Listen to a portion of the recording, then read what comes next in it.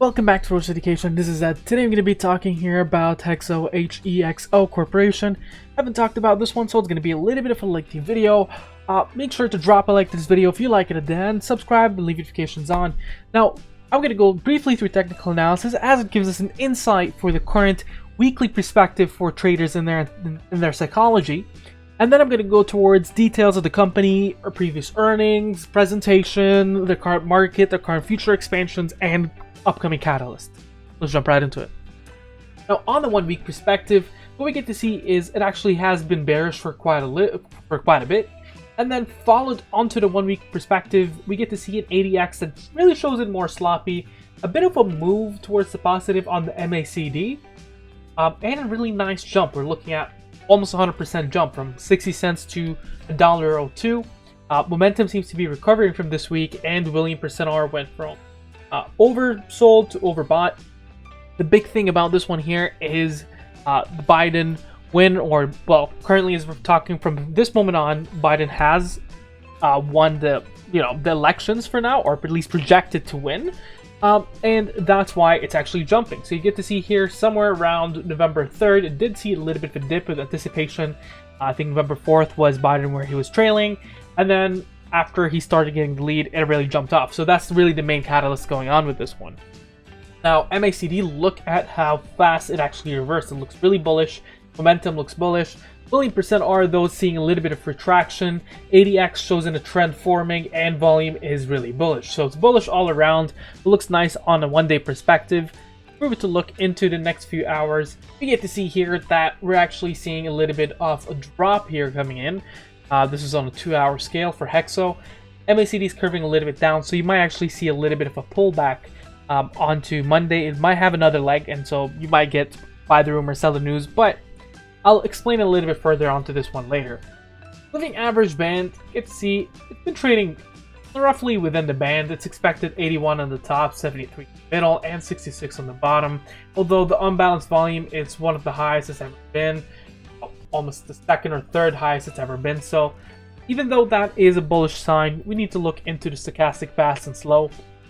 Both of them show that it might actually have another leg up, which is a bullish sign in this perspective. It really is mimicking this range, somewhere around this range here, and so you get to see it's seen previous jumps as we're looking in from around these ranges here. But we might actually get a little bit of a short-term pullback from that point on. Current supports and resistances on the Fibonacci retracements: 74 cents on the current support, 99 cents as a resistance, and $1.19 as the one after. Let's take a quick look into Fibonacci retracements and supports. Current support sits at a very strong support at 81 cents, and then from there, probably 86 could be considered another support, but it's a little bit of a weaker one. And the main one I would say is the 81 cents. Below that, we're looking down at 69 cents, and below that, we're looking at 56. Resistances, it has room to grow. So we're looking at 90 cents as a resistance currently, 102, and then we're looking at the $1.19. If we were to pull back just a little, we get to see $1.23, $1.53, and $1.68 as the current resistances. Now, currently, I don't see any kind of trend here. I mean, it looks like it's a massive dump. 93 cents somewhere 2017, jumps all the way to 840, and then crashes to 346. So there is actually quite a little of details to go through here. First off is their entire production and whatnot. So 2018 winner of Cannabis Product of the Year, Innovation of the Year for the Canadian Cannabis Awards. So it is a Canadian company, of course. So, in the US, they still don't have legislations, at least in majority of the states, to allow them to manufacture such, or have a business of such extent. Unless if you're talking, for instance, places like California and whatnot. But with the legislations of Biden winning as of today, you do expect that there is additional legislations added to legalizing of marijuana, as he has been campaigning on. Of course, it did have its earnings, so what I'm going to do first is I'm going to first address their earnings, and then I'm going to go towards their presentation. So when we're looking at their earnings, so the earnings here, this is their assets going on ending of July 31st. you get to see it's roughly around the same. It's been a bit more liquidation towards cash. That's a good thing. When it comes in towards non-current assets, a little bit of a decrease there. Liabilities seems to be around the same thing. Shareholders' equity has decreased just a tad, around 200 million. Gross loss profit, you're getting to see here. Here's the issues, right? Revenue has increased, right? Excise taxes has increased. We increase revenue, definitely taxes will increase. Net revenue has increased, it's almost doubled. Cost of goods sold, though, that one here, even though it's 127 million compared to 45 million, and so the gross loss here, you get to see is that it cost them more to create or to get these goods than actually their net revenue. So your net is negative, but your revenue is higher. So we got to read in between the lines here. Something's going on. They need to definitely fix their cost of goods sold. But a part of this as well is probably their new facilities. But I'll explain to that later. Loss from operations, you get to see they lost around 476 million compared to around 90 million. How much cash do they have to keep them afloat? 184 million. So you see how much of a pickle you are when your net loss is around 546 million and your current cash is 184 million. That is worrisome, but let's drive a little bit towards this and try to figure out what's going on. Quarters, I'm going to go through each quarter for 2019 to 2020, starting with quarter 4. So total net losses seem to be actually increasing, with the exception of going on from quarter 4, quarter 1 increasing, and then quarter 2 increasing for 2020, and then a massive drop in the net loss in quarter 3, and then back at it with an increasing state. That is worrisome. Let's take a quick look into, let's say, the revenues. Total revenues have been increasing. Yet, total net loss is mainly due, I believe, to the cost of goods. So, we go up here and we check basically onto their totals at the end of the day. Investments, gains and losses, etc. It seems to be that even though the adjusted EBITDA is better, the net loss is not. Remember, this is per share, so they can always issue more shares and it looks better on paper, but definitely a warning sign, and you get to see why it has dipped quite a lot. Let's move on towards Catalyst, right? Let's take a look into the company, move on towards Catalyst, because this is what's important for us, right? If you're investing or trading, that's two different things. So currently, in terms of record revenues, yes, they are right. They're seeing a lot of improvement in revenues, but their net revenues is the issue. But they're saying they have competitive advantage because focus strategies on adult use brand company, low cost of cannabis producer, leading market shares in Quebec, second highest number of cannabis patents filed in Canada, innovation and IP leader. It brings hash to the national market, launch value brand to the original stash, launch peppermint cannabis oil sublingual spray, Elixir, partnered with Segra International for plant tissue cultures and obtains kosher certification. Now, it has different kind of category. It has the premium, the mid-market, and value mass market. Very similar to what SNDL has been doing, Sundial Cannabis. So, their premium has basically high potencies of THS, so the quality cannabis premium category with the brand compromises of 20% and above THS for discerning cannabis consumers celebrating the virtues of Canadian life. The next one is HEXO Plus, and we get to see with the quality cannabis in, actually I'm just going to go towards this one here, I like the graphics here better. HEXO Plus offers a high potency with a stronger terpene profile, creating a rich sensorial experience. HEXO Plus comes with the same quality and innovation that is built into the HEXO award-winning products with Quebecers know and loves. Premium, so that's still under premium, the UAP. I think I've already done this one here. Yes, the UP. So moving on to the mid-market, which is the HEXO. So the other one was HEXO Plus. This is the flagship brand under which the company entered the adult use market upon. HEXO currently offers a variety of quality dry cannabis and cannabis derivations, 2.0 products in cannabis flower, mild, and Decarb, vape, and oil products formats. The HEXO adult use brand offers a relatively wide spectrum of CBD and THC levels through sativa, hybrid, and indica plant strains. And then you got your value. Your value one, which is Original Stash, is a mass market brand that goes back to why we consume cannabis, for the simple pleasure it gives us. Original Stash is focused on frequent Canadian cannabis consumers who want quality cannabis but are conscious of legal market premiums. Original Stash first entered the market with a 28-gram product offering containing a blend of cannabis flowers with this volume format was the first of its kind in the legal cannabis market. The company is proud to be able to bring it to Canadian consumers. The newest offering under Original Stash are hash, click, and joints, which is quality weed, totally legit.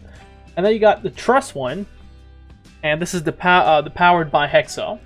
The company first partnership established with Molson Canada. Trust Beverages Co. offers a variety of cannabis-infused beverage powered by HEXO. 5 products lines under the Trust Beverage Co. umbrella have been established with a variety of taste, active ingredients, content, and consumption formats. So that gives us a bit of an insight into the breakdowns of their products. It comes in towards strong platform of growth. What we get to see here is improved sequential financial performance and balance sheet in 2020.